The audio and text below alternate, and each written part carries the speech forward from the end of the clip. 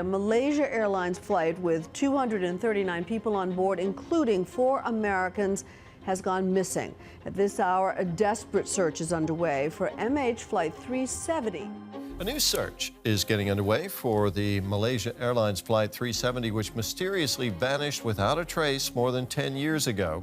11 years ago, MH370 vanished with 239 people on board. 2 of the largest underwater searches in history found nothing. And for a decade, the world accepted that the ocean was simply too vast. But that was never the real problem. The real problem was a question nobody thought to ask, until now. Researchers recently went back to the original satellite data, the original debris records, the original drift models. They didn't find new evidence. They found something worse. They found that a single untested assumption about the plane's final moments had been quietly baked into every search model since 2014. And that assumption pulled every operation, every ship, every sonar sweep, every grid square in the wrong direction. When they removed it, the math changed, the crash zone moved, and for the first time, 11 years of failure made sense. That's why the search just restarted, and that's why this time, researchers believe they might have found what really happened. The 2 failed searches. On March 8, 2014, Malaysia Airlines flight MH370 vanished. 239 people, families, students, crew, departed Kuala Lumpur on a routine overnight flight to Beijing. Less than an hour later, the aircraft disappeared from civilian radar. No distress call, no emergency beacon, nothing. Military radar later revealed the plane hadn't continued toward Beijing. It turned west, crossed back over the Malay Peninsula, and flew into airspace it was never meant to enter. That turn meant someone, or something, was still controlling the aircraft well after contact was lost. Then, Inmarsat satellite data confirmed the worst. Automated electronic handshakes showed MH370 continued flying for nearly 6 more hours, tracing a long arc deep into the southern Indian Ocean before fuel exhaustion. 239 families were left waiting. What followed were the 2 largest underwater searches in aviation history. Between 2015 and 2017, Australia's Transport Safety Bureau led an exhaustive deep-sea operation. Ships dragging sonar arrays across tens of thousands of square miles of seabed in brutal conditions, at depths exceeding a mile. The cost ran into hundreds of millions of dollars. The result? Nothing. In 2018, Ocean Infinity launched a second search with next-generation autonomous underwater vehicles that could dive deeper and scan faster than anything before. For months, their fleet swept the ocean floor with high-resolution sonar in places no crewed vessel could reach.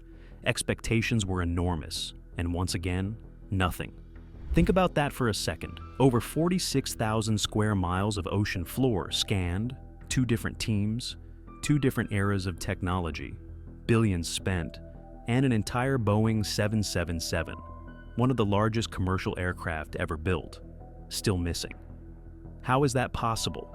At the time, most people accepted the obvious explanation. The ocean is simply too vast. The plane could be anywhere. But some researchers weren't satisfied with that answer, because they'd noticed something hiding inside the original models that changes everything. We're about to break down one of the most consequential errors in the history of aviation investigation. If you want to understand what went wrong, and why this time might actually be different, subscribe now, because this search is happening as you watch this. The assumption nobody questioned. Here's the thing about both searches that almost nobody talks about. They were different in almost every way. Different teams, different technology, different years. But underneath all of that, they shared the exact same foundation, the same assumption, the same model of how MH370 ended its flight. And that assumption was never proven. The Inmarsat satellite handshakes, those automated pings between the aircraft and a satellite 22,000 miles above the equator, were the backbone of the entire investigation. They were real, verified, mathematically sound. But here's what most people never understood about that data. It was shockingly limited. The handshakes could confirm timing, they could estimate distance, they could prove the plane was still airborne and roughly how far along the arc it had traveled, but they could not reveal altitude. They could not show speed changes. They said nothing about the angle of descent. And they contained absolutely zero information about the condition of the aircraft in its final moments. Despite those gaps, early investigators filled in the blanks with what seemed like a reasonable guess. And get this, that guess became the foundation for everything that followed. The assumption was this: after fuel exhaustion, MH370 descended gradually. A relatively shallow, semi-controlled glide toward the ocean's surface.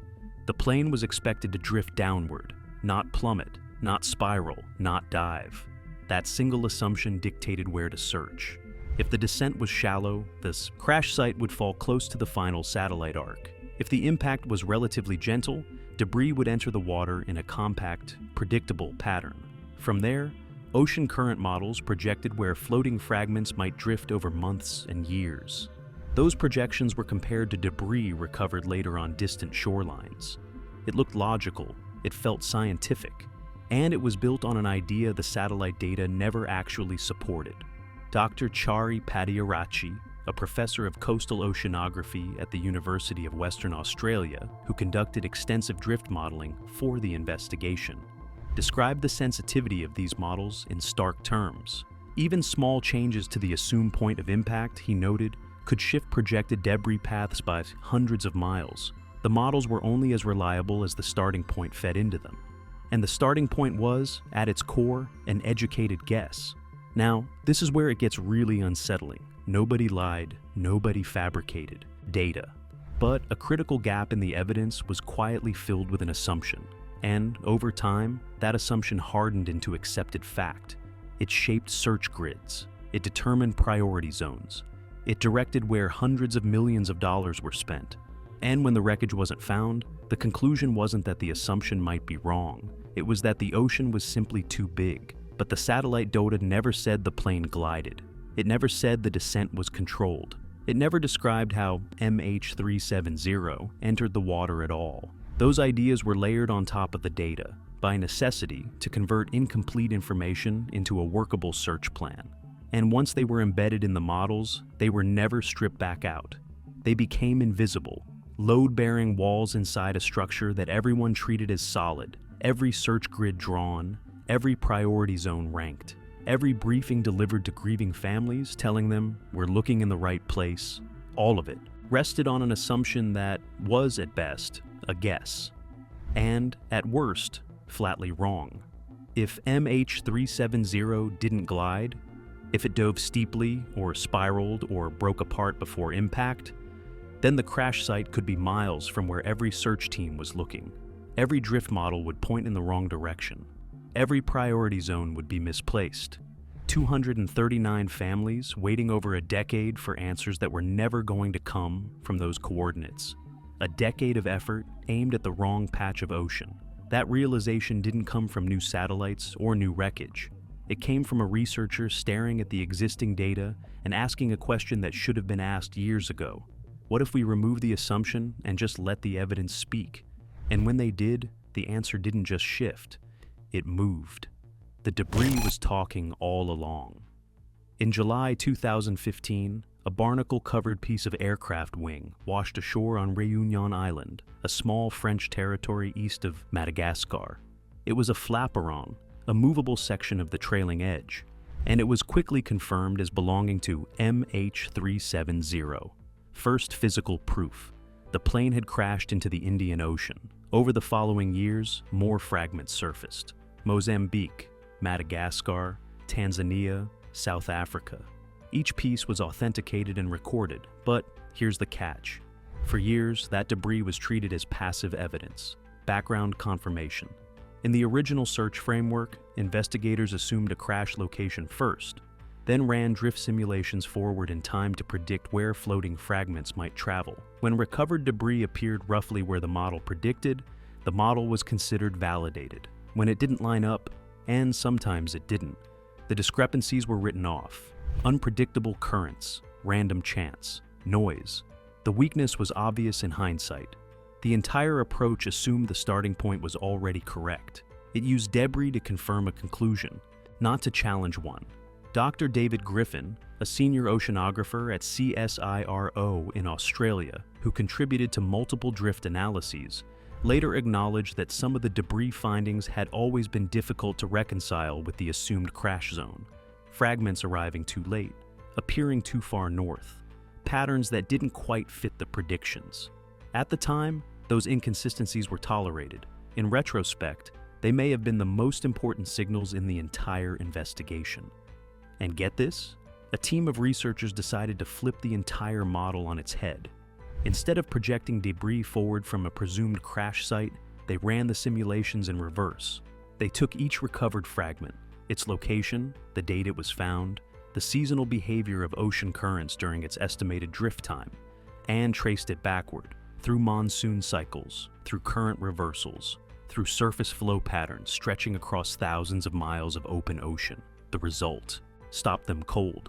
Fragments found years apart, on different coastlines, in different seasons, all traced back toward the same narrow region of ocean. Not a single point, but an overlapping convergent zone where multiple independent debris paths intersected. Dr. Charitha Patiarachi's team at the University of Western Australia, working alongside independent drift analysts, watched as path after path after path pointed to the same corridor. Think about that for a second. The debris had been sitting on shorelines and in laboratories for years. It was photographed, cataloged, studied, and the entire time, it was pointing to the answer. If anyone had thought to ask the question in reverse, this method doesn't require new wreckage. It uses the same fragments that have existed since 2015. What changed isn't the evidence, it's the question. Instead of, where would debris go from here? The question became, where must this debris have come from? Under the old models, some debris, findings were treated as anomalies, fragments that arrived too late or too far away. Under the reversed analysis, those anomalies become the most valuable data points. They help eliminate incorrect starting zones and sharpen the convergence. And what that convergence reveals isn't just a new location, it's a new understanding of how the plane hit the water, because the debris field it points to is compact, tight, concentrated.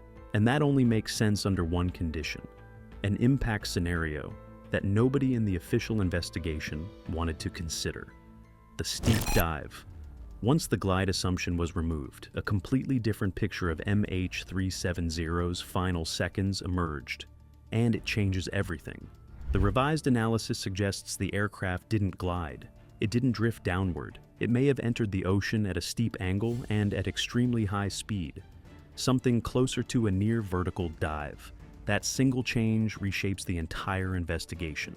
A steep, high-speed impact would release catastrophic energy on contact with the water. Rather than breaking apart gradually on the surface, the aircraft's main structure would fragment violently and almost instantaneously. Large, intact sections of fuselage, the kind of debris searchers expected to find sitting on the seabed, would be unlikely to survive. Under this scenario, the absence of a recognizable main wreck isn't a mystery anymore. It's exactly what you'd predict. But here's the thing. The same logic explains why so little floating debris was ever recovered. In a shallow impact, wings and fuselage panels tear away intact and remain buoyant. In a high-speed dive, that material shatters. Fragments sink immediately. Others degrade or surface briefly before being scattered by currents and storms. What little remains afloat is small, irregular, and easily dispersed across thousands of miles of open ocean, which is precisely what was found. This also resolves something that haunted investigators for years. Under earlier models, some recovered fragments appeared too far north or arrived too late to match predicted drift patterns. Analysts couldn't fully explain it. Those inconsistencies lingered uncomfortably in every briefing, in every report. In the steep dive scenario, those inconsistencies dissolve.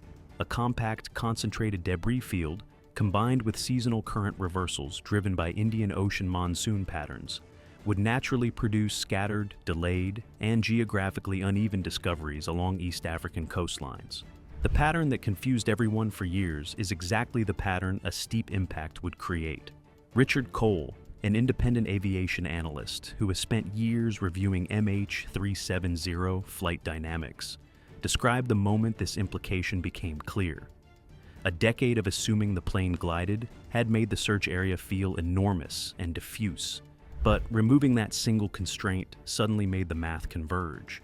The model didn't just shift, it snapped into focus. The search area didn't expand, it collapsed. And it collapsed onto a location that no previous search had ever touched. Dr. Blaine Gibson, an independent investigator who personally recovered multiple confirmed MH370 debris fragments from East African beaches, had long noted that the physical condition of recovered pieces, their fragmentation patterns, their surface damage, was more consistent with a violent, high-energy impact than a controlled water landing.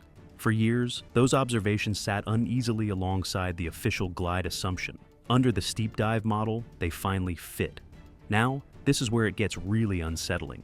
The angle of impact directly changes where the aircraft came down.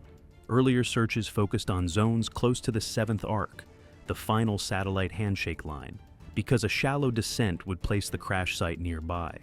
But a steep dive allows the aircraft to cover significantly more horizontal distance in its final moments, depending on speed and any remaining aerodynamic control. Even modest changes to the descent profile can shift the predicted impact point by dozens of miles. Dozens of miles.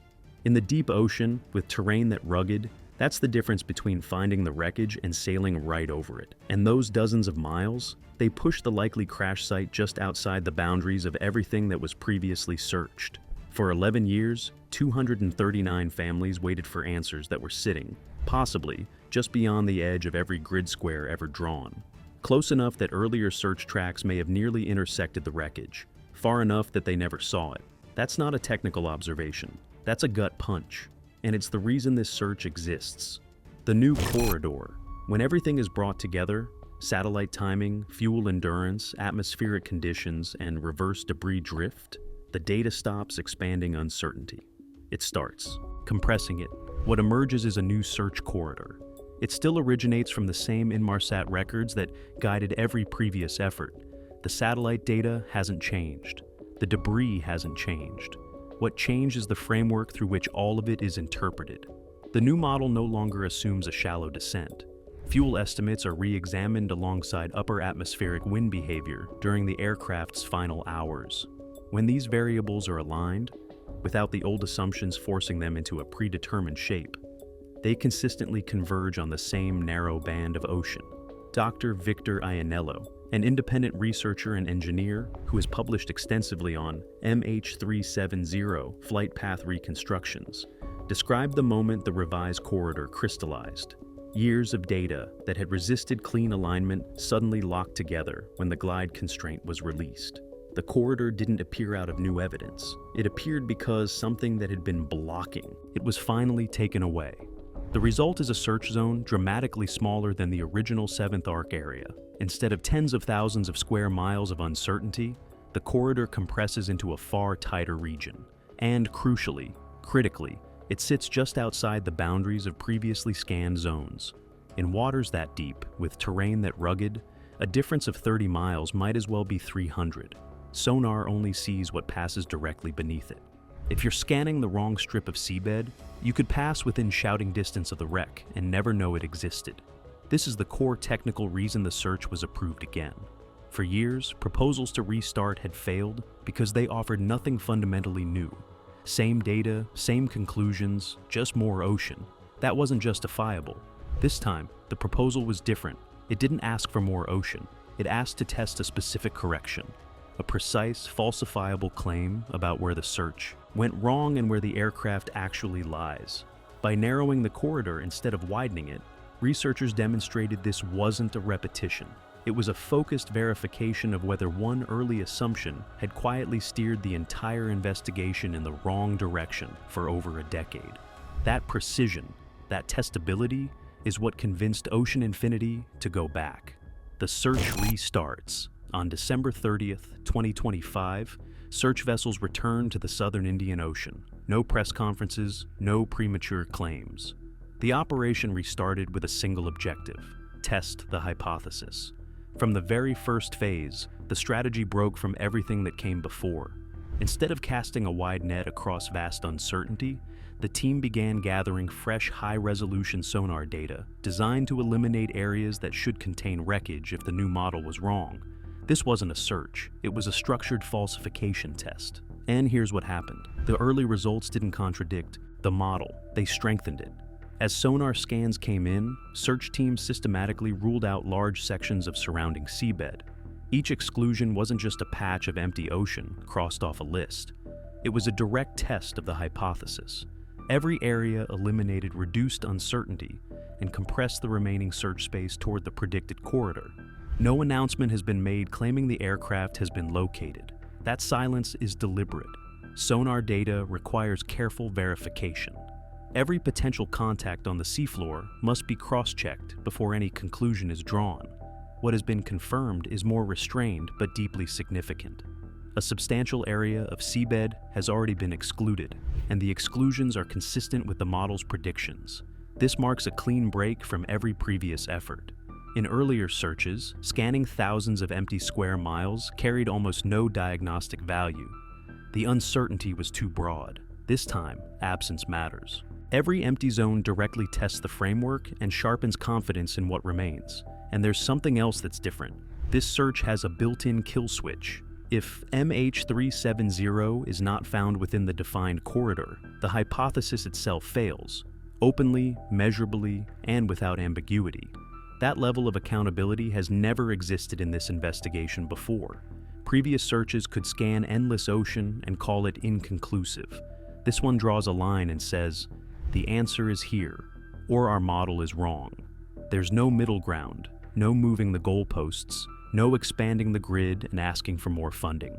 Either the corridor holds the aircraft, or the entire framework goes back to zero. That's what makes this different from everything that came before. Not better technology, not more money, a better question. With the courage to accept the answer, whatever it is. Right now, as you're watching this, ships are scanning the southern Indian Ocean. The corridor is narrowing. Areas are being eliminated one by one. And for the first time in 11 years, the math says the answer might actually be there. Not somewhere in a vast, unknowable expanse, but in a specific testable strip of seabed that no one ever scanned before. There's no dramatic new clue driving this, no leaked document, no sudden confession. What changed is quieter and far more powerful. Someone finally questioned the one assumption that every investigator, every analyst, every search team had taken for granted since 2014. And when it was removed, a decade of confusion started to make sense. If MH370 lies just a few dozen miles outside the original search boundaries, then this was never a story of failure. It was a story of proximity, of being close enough to feel certain, but wrong enough to miss everything. Close enough that search ships may have sailed directly over the debris field without ever knowing it. 239 families have waited 11 years for that. Distance to finally close. This might be the time it does. This search is active. It's happening right now. Results could come any day. And when they do, we'll be covering it immediately. Hit subscribe right now and turn on notifications. Because the moment this investigation breaks, you'll want to be here.